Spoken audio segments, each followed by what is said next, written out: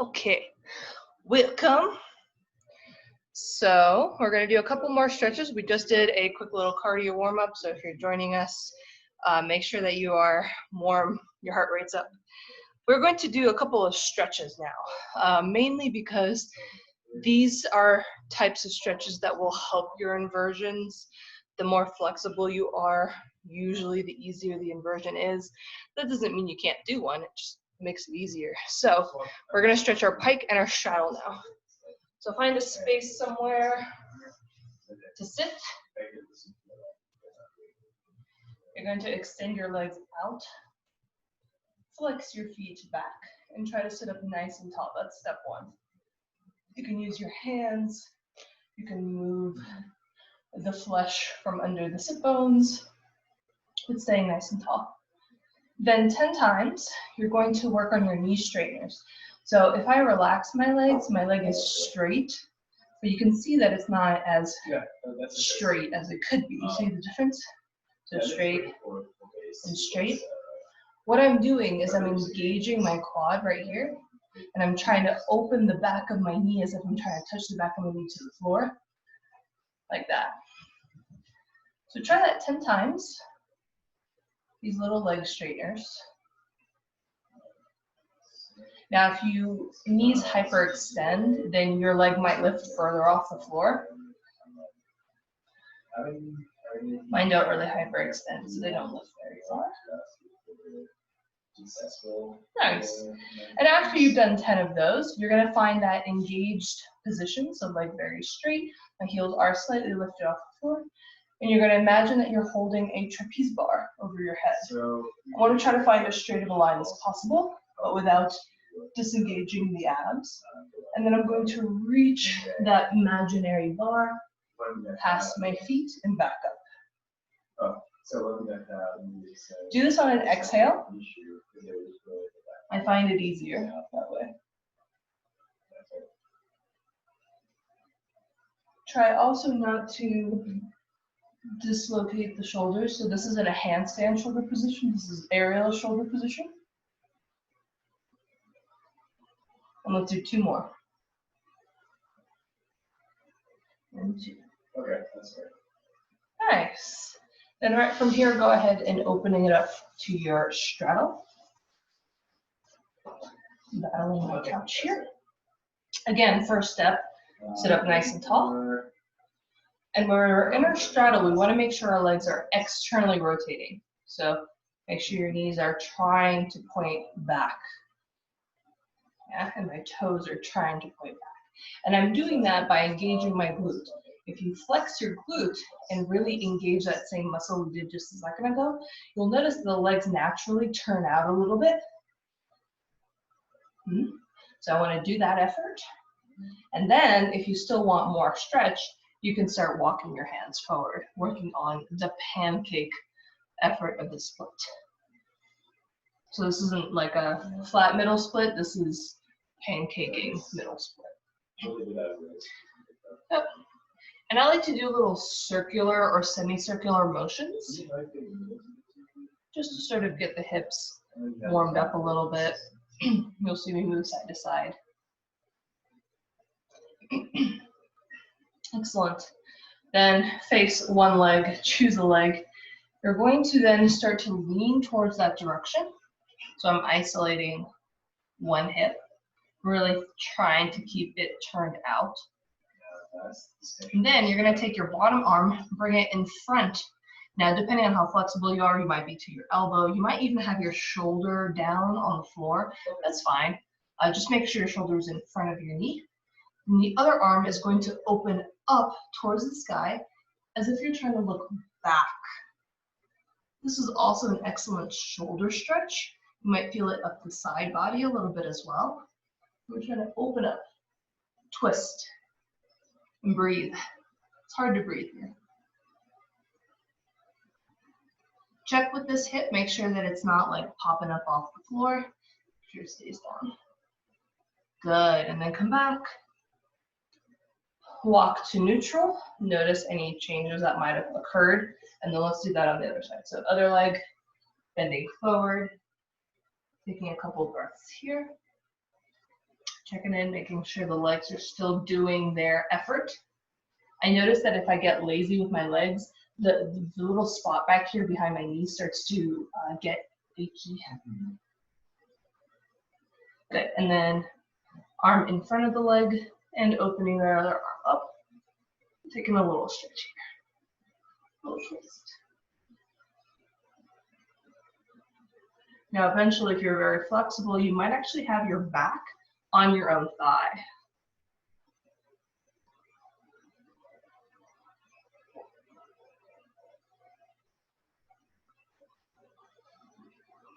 Awesome, and then coming back to neutral, checking in, making sure everything feels balanced at this point. And we're gonna do one more forward stretch. This is a great partner exercise because we don't have a partner, or at least I don't.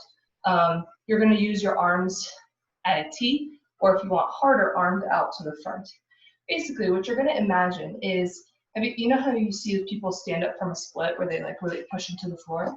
You're gonna do that effort of pushing the legs into the floor as if you're gonna lift yourself up like that. Like I'm pushing and that's lifting me up. But I'm gonna do that at the same time as I'm gonna fold forward. So I'm pressing hard into the floor with my legs and I'm folding forward with my chest. And I'm trying not to touch my hands to the floor. The more of a straight split you have, the harder this gets. So if you're having a really hard time, narrow your split a little bit. Ideally in a pancake split in regards to inversions, you're really only about like 90 degrees, maybe a little bit more. So you don't have to be in a super wide split. But I'm coming forward, trying to get low and coming back up. And remember, it's the effort of my legs that's gonna allow me to do this.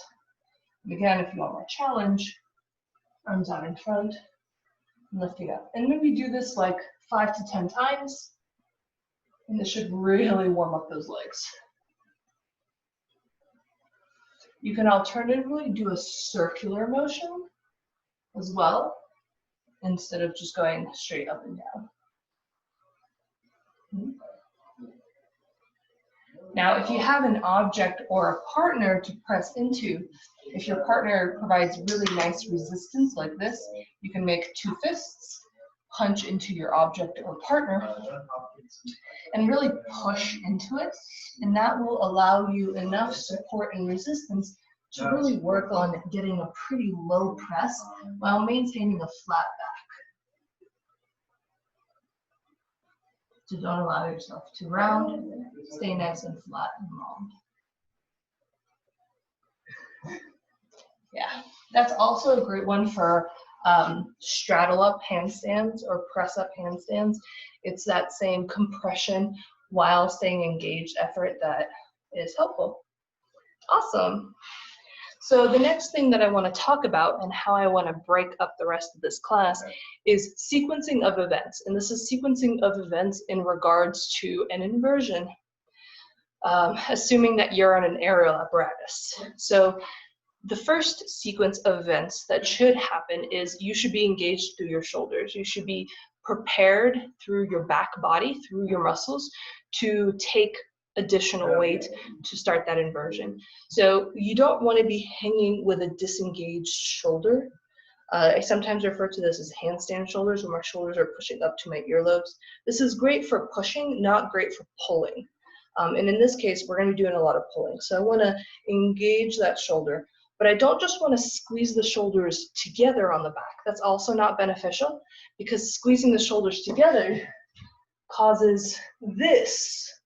And I can't have this because I need this to be here. I need it to help me round and scoop and pull in my entire lower body. And if it's here, I'm disengaged. I'm not going to be able to tap into my abs properly. So instead of squeezing the shoulders together on the back, where do they go? They want to wrap around the curvature of your rib cage. So it's kind of like when we're in a push-up position and I talk about protracting and I talk about pushing the shoulder blades away from each other. It's that effort. It just feels kind of funny because your arm is above your head now. And instead of just feeling this, you feel this with the shoulder blades. The shoulder blade wraps around and up.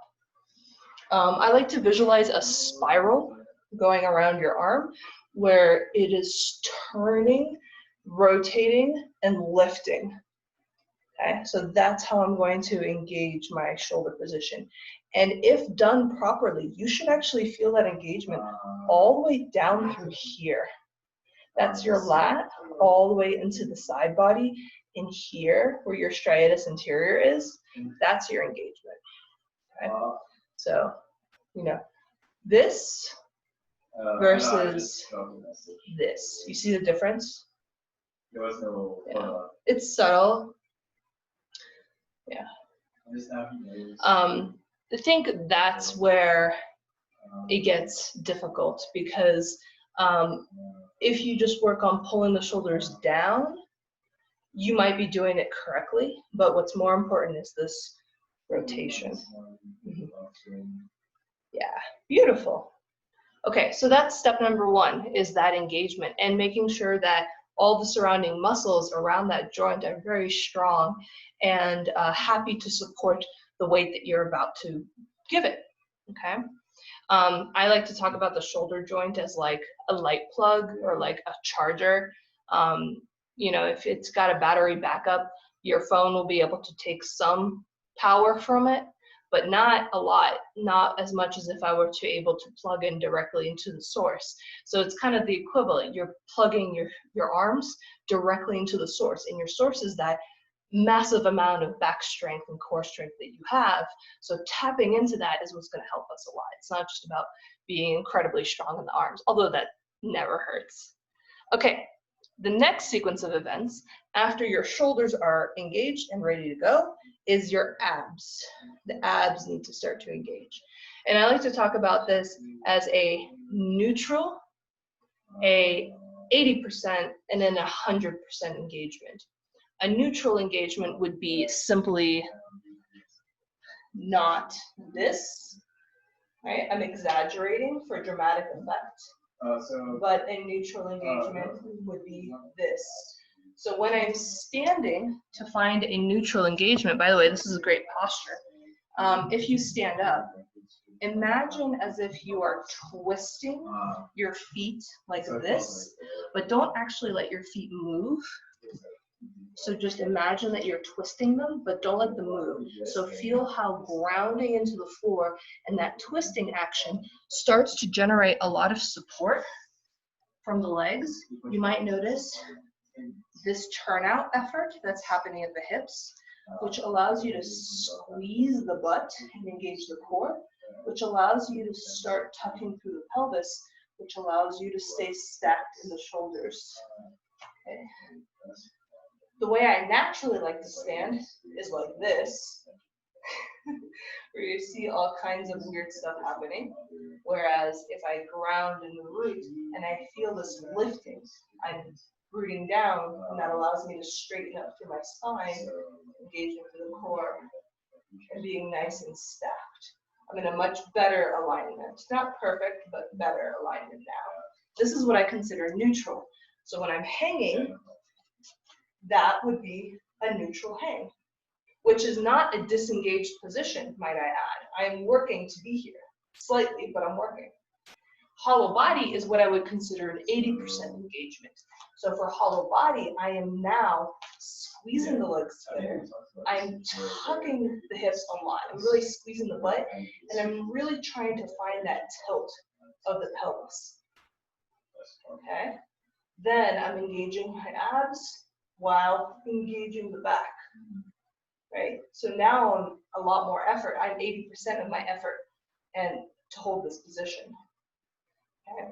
Of course, if I'm in the air, my legs would be slightly forward like this, because the tucking of my pelvis would drift my feet forward. Because I'm standing, it doesn't look like that. Okay. And then the 100% effort is when I start to lift my legs, when I do actually initiate my inversion from there.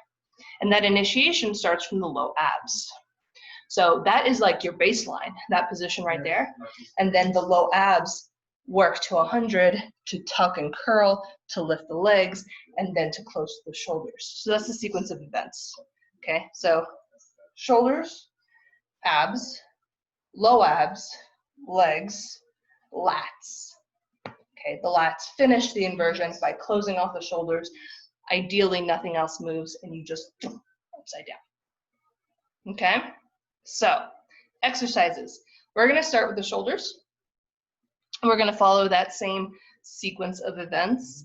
And we're gonna start with some shoulder taps. So from a plank position, we're gonna find a nice sturdy plank position. I really want you to think about pushing those shoulder blades apart like I talked about. If you need to, you can also do this from the knees. Just make sure that you're not, doing this. So pushing the shoulder blades apart like the scared cat version of cat and cow. And then we're gonna do some shoulder taps. Feet apart is easier. And you're just gonna tap, tap, tap, tap. Try 20 shoulder taps. Try to keep your hips nice and stable, so I'm trying not to rock side to side here.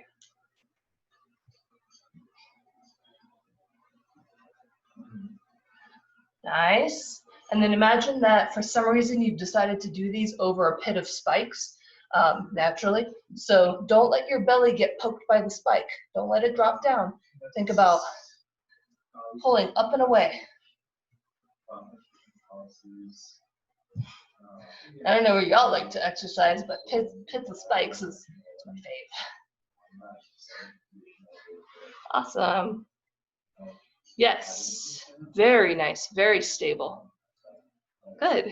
And of course that exercise is already engaging that diaphragm and that transverse abdominal muscles. That's what makes it feel so stable, is if you're really pulling everything in towards your spine, towards the center line, then it's gonna feel really nice and tight and engaged. That's your transverse abdominis working. Yeah, it's like your core set of muscles. Beautiful. So after our shoulder taps, we're going to add a little bit of a movement to it. We're now going to go plank to forearm to plank.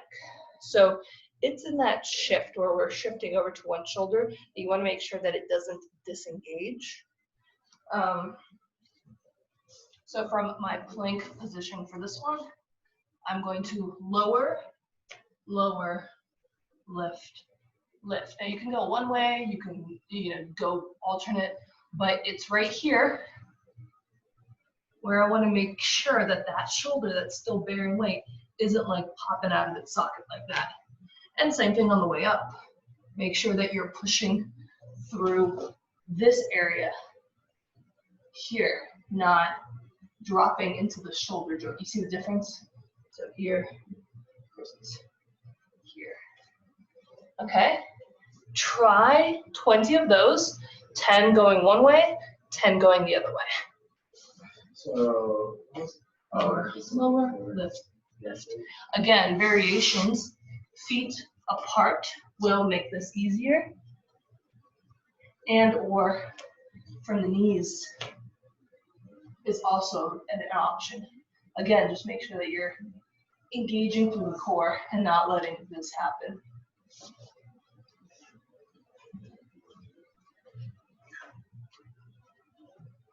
Down, down, up, down, down. Looking good, everyone. Once you've done 10 one direction, do your 10 the other way.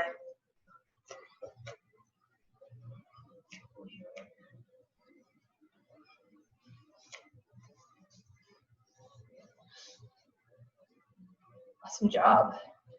You should start to feel your shoulders warm up. You should start to feel your core warm up. Maybe even the triceps and the biceps. If you feel it in here, that's also not wrong, right? So our striatus anterior might be working. Our lats might be working. If you're really feeling it here a lot, you might not have your hands directly under your shoulders. Your striatus anterior starts to turn on, starts to work really hard the moment that this angle surpasses that 90 degrees. So when it opens up, now my striatus anterior is working, which for like most of aerial work is exactly what's happening, right? Because we operate with our arm over that degree. So just FYI. So if you're feeling it there, that's fine. It just means that your arms are forward. Awesome. Looks like everyone is done. So moving right along, we're now going to go down dog to plank. This one is definitely more about the shoulder motion. The last one was about keeping it nice and solid. This one's about letting it move around a little bit. So we're going to start in our plank and or downward dog. Doesn't matter where you start. Okay. And you're going to shift back to your plank and shift back forward to your down dog. All the while keeping your butt squeezed, keeping your abs engaged. And we're going to do some shoulder shrugs. So doing some shrugs from here, moving back a little bit, do some shrugs here, move back a little bit, do some shrugs here. And if all of that is feeling good, then you can sort of smooth it out and try to do shrugs as you transition back and forth. Okay?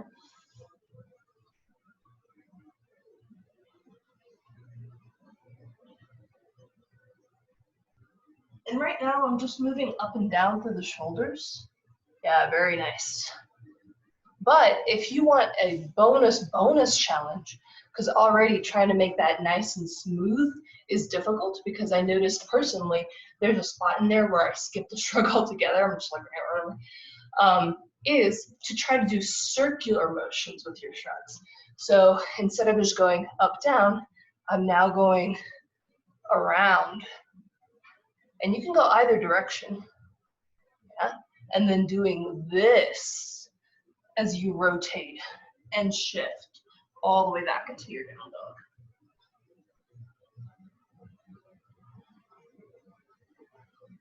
Yeah. And maybe do about 5 to 10 of those, depending on how quickly you're going.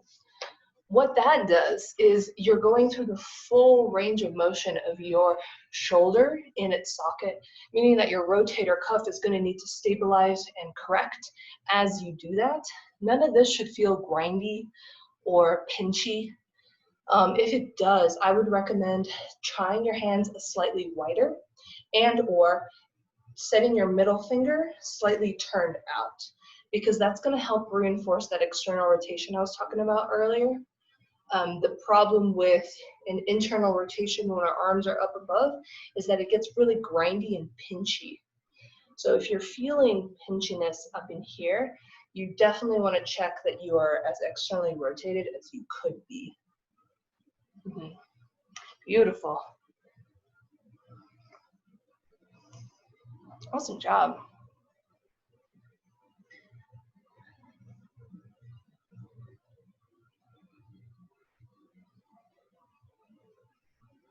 So much movement. I love it. So shoulder movement is definitely one of those things that can be dangerous if you are not adequately supporting your shoulder structure with muscular reinforcement. So I've definitely seen people do some amazing shoulder contortion, and they're able to do that without injury because they have the strength in the muscle supporting that joint to not get injured.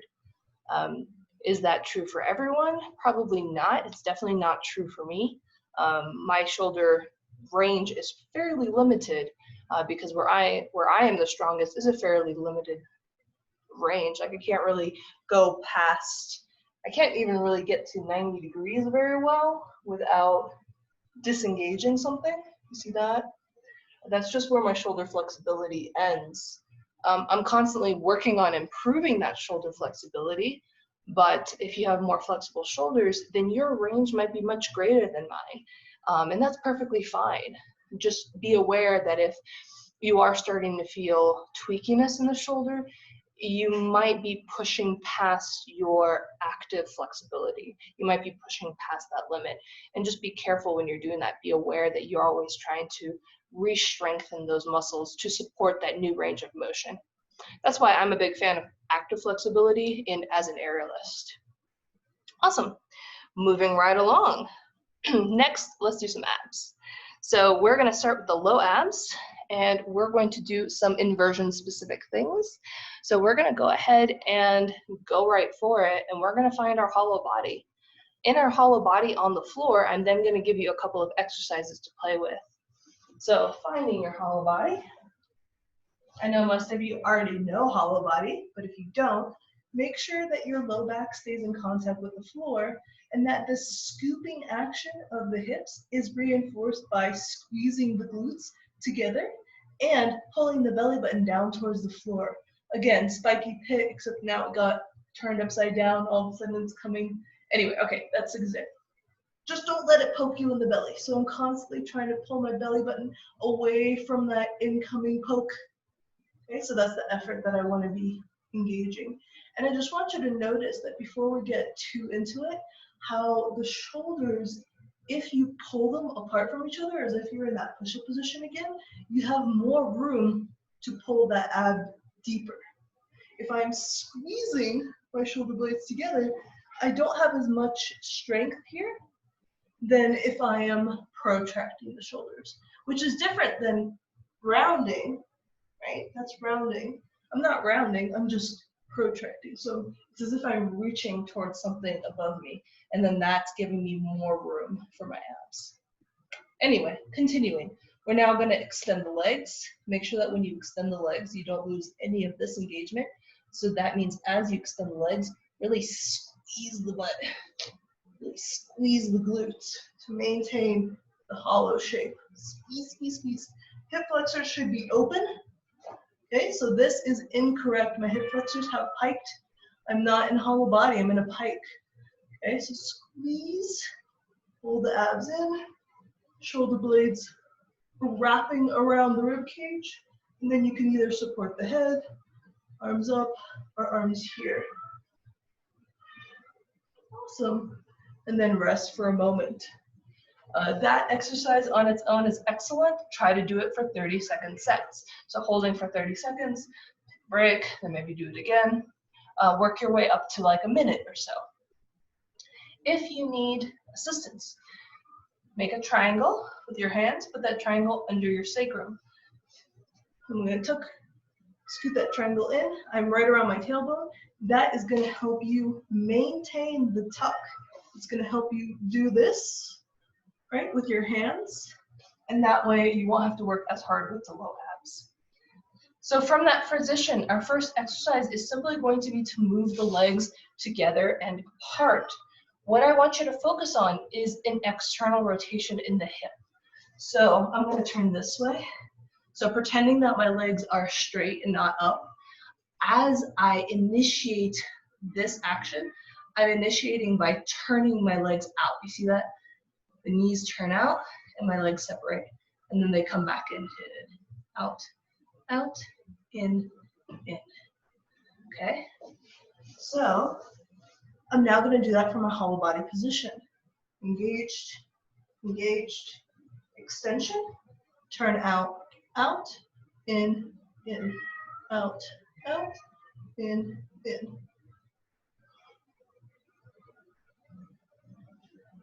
So I'm initiating through the hip socket, like a turnout, like a ballet turnout. If you need assistance with that triangle, same thing. You can do this for time, you can do this for sets. If you're doing this for sets, do like 20, 25.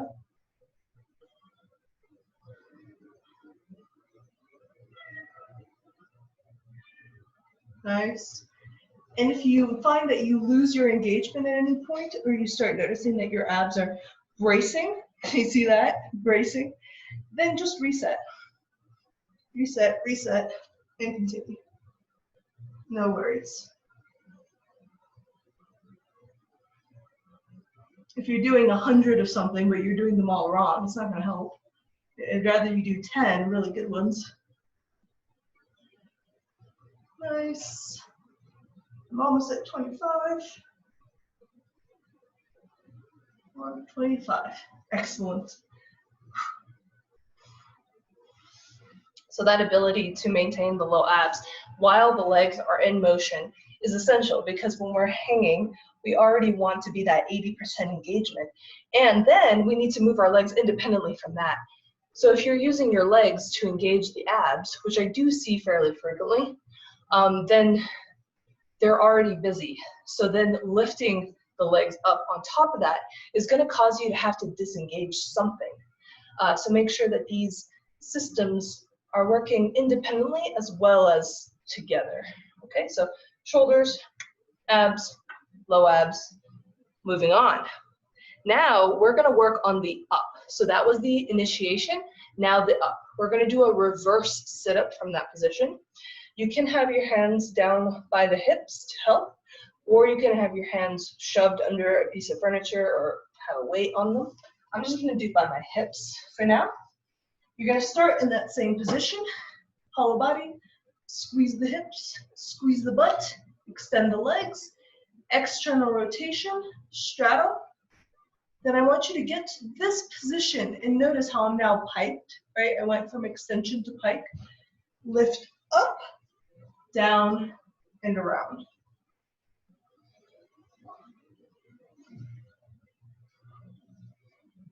So I am doing a little circle with the legs for this exercise. You could totally just go straight for a pike without doing the legs. But in most cases, when I talk about an aerial inversion, we're talking about a straddle up. So that's why I've included that little redundant action, because for a straddle up, that is exactly what you're going to be doing. And in the case of a straight arm straddle up, it is very possible that you need to wait to the last second to actually straddle the legs. For example, if you're on a rope and you're doing a straight arm, straight leg inversion, you're going to need to wait until your legs hit that rope or very nearly before you split to straddle. So that's a useful pathway to get used to. Try maybe like 20 of those if you haven't already started. Up, down, and down. And just check, are you still in your hollow body at the bottom? Up and up, down and down.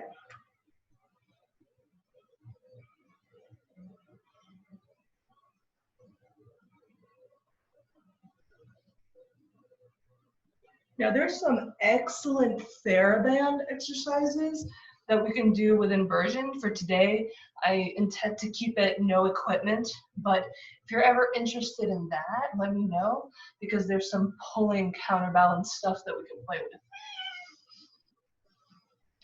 Beautiful.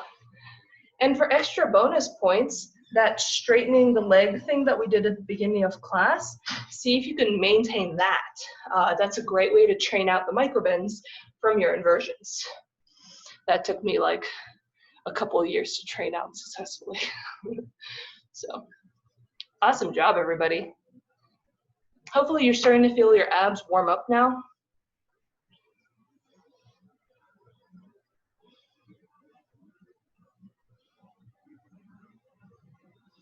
Awesome. We're going to do one more ab type thing, although this is going to segue nicely into our lats. And lats is where we want to finish up our sequence. So lats is the concluding. Once we get our legs up high enough, we are now at a mechanical advantage, right? Once we get our hips high enough, we are now at a mechanical advantage, meaning that by closing the shoulders, it should take us into an inversion. The weight of our legs is helping get our hips up. If we start closing the shoulders too early, meaning that our legs are not high enough or our butt is not high enough, then we're gonna fall right back down. It's gonna feel like you're fighting against yourself because you have started closing too soon. And that's a mistake that I see happen a lot, is closing the shoulders too early.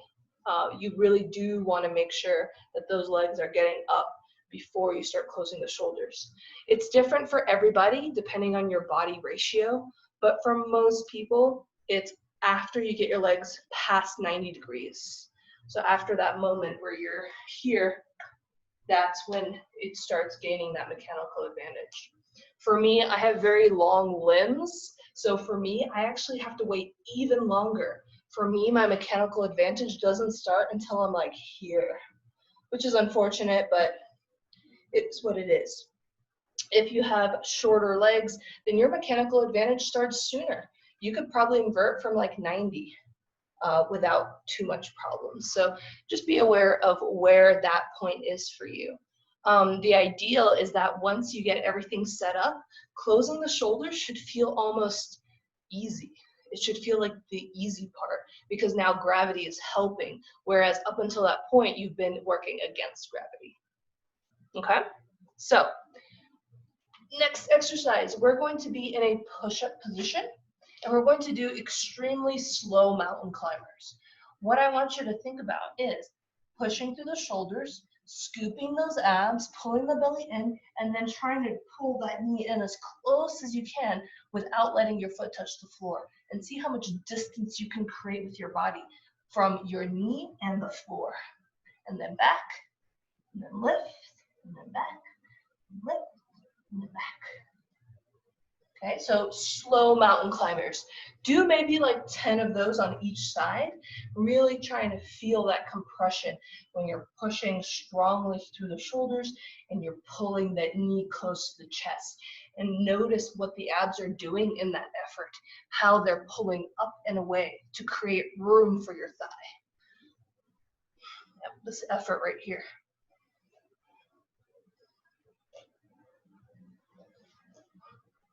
This is exactly the same effort that you were doing just a second ago in your hollow body, except now we're working against gravity, not with gravity, because we've turned it upside down.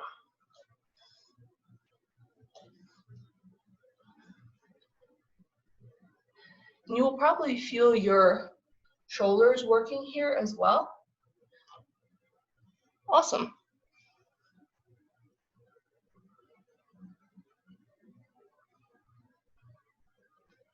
Good work, everyone. Excellent.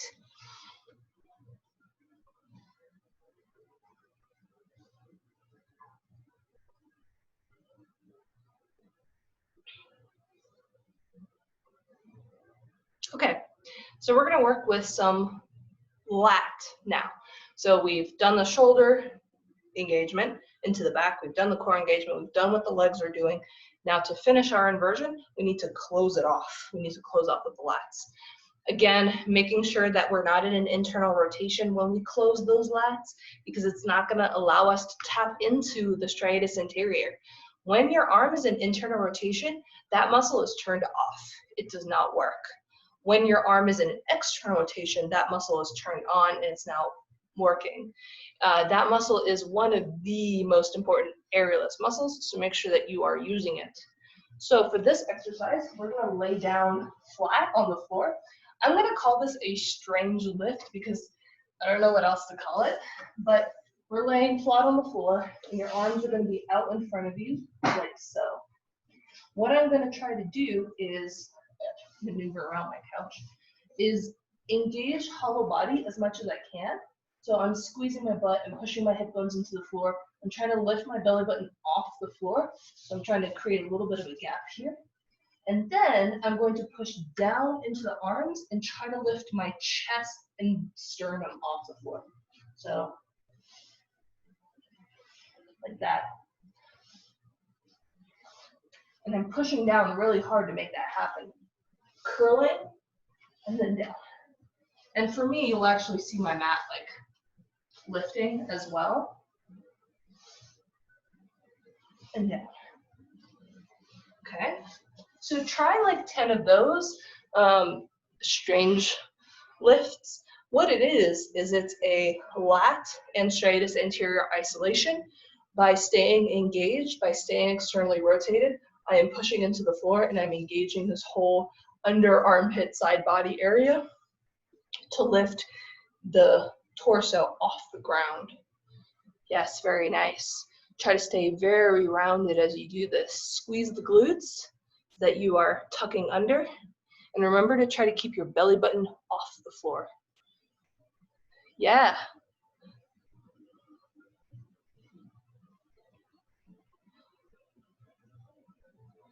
So really try to focus on getting your solar plexus off the floor as well, which is going to feel really strange. So let me show you the difference maybe on this white carpet. It'll be easier to see. So if I just do this, I'm lifting just my shoulders, but my solar plexus is still on the floor. It's not the same effort. So this is like cobra, like I'm doing a stretch here. What I want is this, where all of this, my belly button, my solar plexus, my sternum, it lifts up off the floor. That's what I want. So I want this, okay, not this. See the difference? Yeah. Yes. Very nice. Do you feel the difference? Yeah? Yes. Beautiful. Yeah. Good. Okay. I know, it's a weird one. It's a weird one. I like it, but it's weird. Anyway, moving right along. The next one that we're going to do is, now if you have sliders, you can use sliders. If you don't have sliders, don't worry about it. Just walk your hands out. It works just the same. We're going to do a long push-up to a short push-up. And that is the epitome of that closing effort when we do our inversion. So you can do these from the knees. You can do these from the toes. You can do these from a wide push-up as well. I'm just going to do them from the knees for now. Finding that same engagement, you're going to walk your hands forward as far as you can, and then walk your hands back. Don't walk out so far that you have to collapse, but notice that position is very similar to what we just did. When I extend out, I'm really trying to push hard with my arms. I'm trying to scoop and stay rounded and lift my belly button off the floor, and then walking the hands back. Of course, if you have sliders, instead of walking the hands out, you can just slide the hands forward and slide them back. This is the exercise that reminds me of those ab roller things. This is basically it. By staying very engaged, very tucked, that makes it more effective. Other ways to level up this exercise is actually to lift your legs up onto a surface. So that you're at an incline. So this will be definitely harder, but if you put your feet up onto like the edge of something and work from there, that makes it a lot more challenging because now you're putting a lot more weight into the arms by doing that. So that's a variation that you can play with. Try like 5 walks with the hands, 5 times. Walking out as far as you can, walking back. Again, keep those shoulders externally rotated. So if it helps, you can even have the palms slightly turned out. So as I walk out, my middle fingers are pointing out diagonally, not straight forward. This is an assist. Eventually you want to have the fingers pointing straight forward and still be able to maintain external rotation. But I found it helpful for me as a modifier. Progression. That's the word. Progression. Nice. Excellent.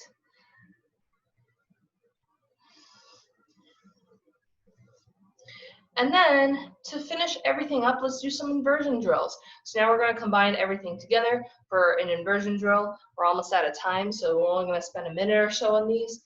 I'm going to show you a different inversion drill that doesn't require a piece of furniture. I'll show you the one that I always do, but I'll show you a new one as well. So for this one, it feels very similar to what like these V-ups would feel like.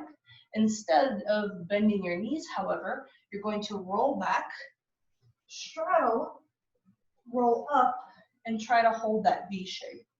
Roll back and up, roll forward, whoop, lost my balance, and hold that V shape. Try not to let the legs drop as you come upright. So you're trying to maintain this compression, this high V. Then as you go, think about squeezing the hips, lifting up as if you're trying to do a shoulder stand. So that's a nice one. The hands are on the floor for balance and a little bit of support if you need it. So up, up, up. Yep.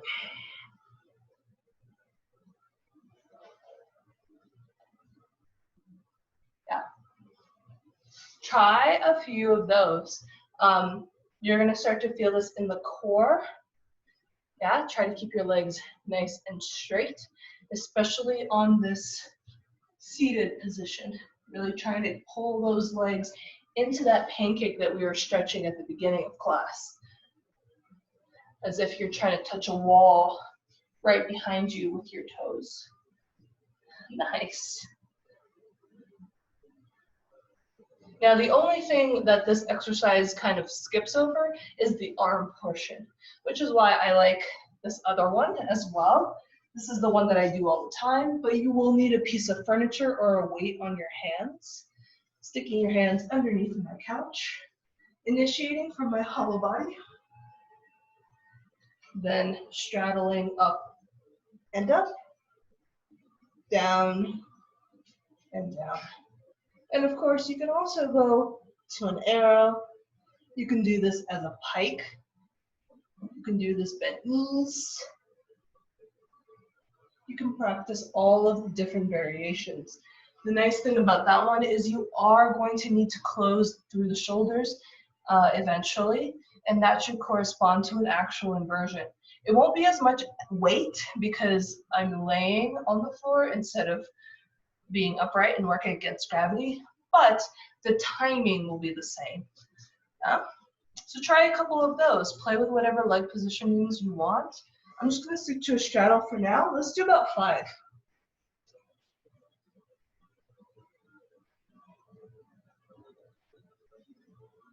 And my goal is just to get my hips over my shoulders. I don't really need to go any further.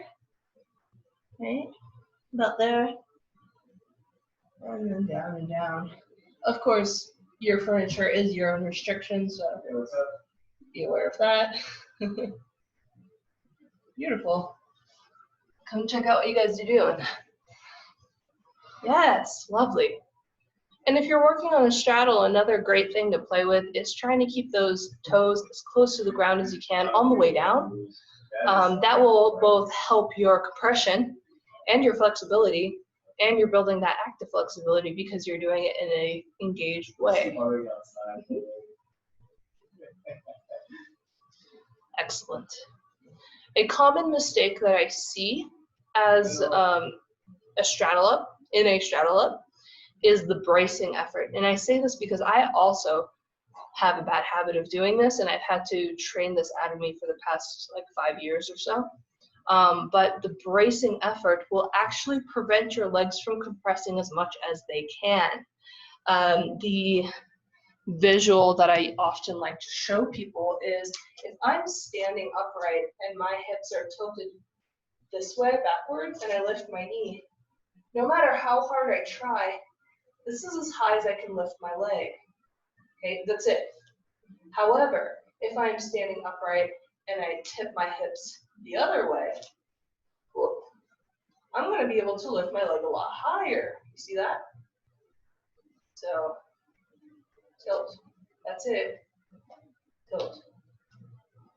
It's a lot more. And the reason being is, if I am bracing, if I'm just bulging my abs out as far as I can, it is not going to allow for this as much as if I'm pulling my abs in. So bracing, nothing happens down here. Pulling, things tuck. However, it's the same amount of effort. So I personally got into this conundrum of, my coach would be like, well, you have to use your abs, try harder. And I'd be like, oh, I'm using 110%, but nothing's moving. It's because I was engaging in a way that wasn't conducive to movement. It wasn't an efficient engagement. So it wasn't that I was engaging or not engaging the right muscles. They were the right muscles. They just weren't being engaged in the correct direction, which didn't allow for my legs to efficiently lift. So you might be having that same problem if you go to do a leg lift and it feels like you're hitting an invisible wall, and no matter what you do, they don't feel like they're lifting any higher. You're probably bracing. At least that's what was the problem for me.